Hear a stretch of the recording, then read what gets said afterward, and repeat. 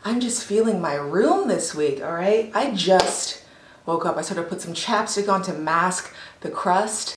Hi, y'all. So I'm editing this video right now. Like I said, I just woke up. I literally am resting the camera on a book on my headboard so it doesn't fall over. So the weird clicking that you're hearing throughout the video, I think is like the camera moving on the book. I'm sorry, but I like what I said in the video, so I'm just gonna post it and I hope it's not too annoying. Bye!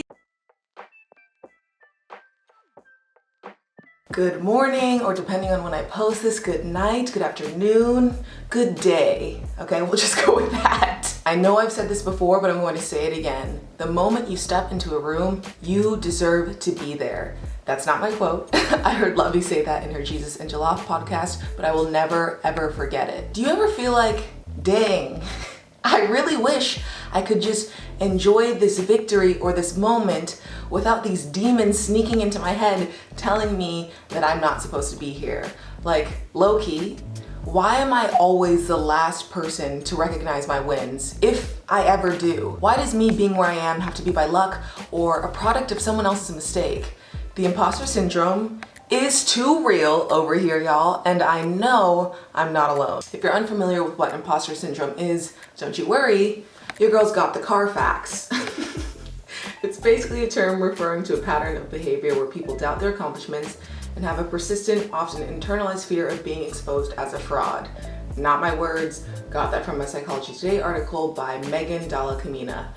Thank you, Megan. I seriously feel like I deal with that feeling every single day, especially because I work in the digital space, right? Where the rules aren't totally defined.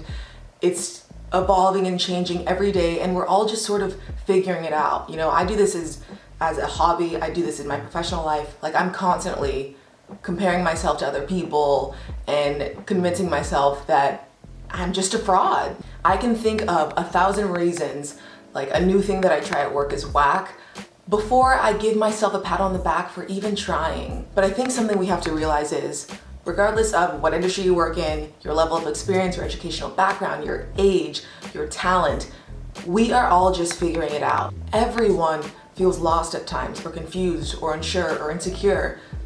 There's not a single feeling that you have felt that someone else hasn't. Those feelings are totally normal, and they don't define who you are. Say your best friend wants to start a blog, but he or she doesn't really know how to do it, you know? But after a couple of YouTube videos, a little research, they figure out how to set up their site and publish their first blog. Maybe their formatting is a little off, there's a typo here or there, but they did it. Is your best friend a fraud? No, they're a beast for deciding that they want to try something new, figuring it out, and then being vulnerable enough to put their work out there. Just like you. I use a best friend analogy because my best friend always says to talk to yourself the way you would talk to your best friend. And I think that is such great advice. We would never tell our best friends that their accomplishments aren't real or that they just occurred by chance. So can we all make more of an effort to stop telling ourselves that? I know this isn't going to happen overnight, and I know it's going to take a lot more than my big talking head to change these feelings. But I hope the next time you're confronted with these thoughts, you remember how incredibly brave and talented and special you truly are. If you haven't already heard this today, you deserve to be exactly where you are.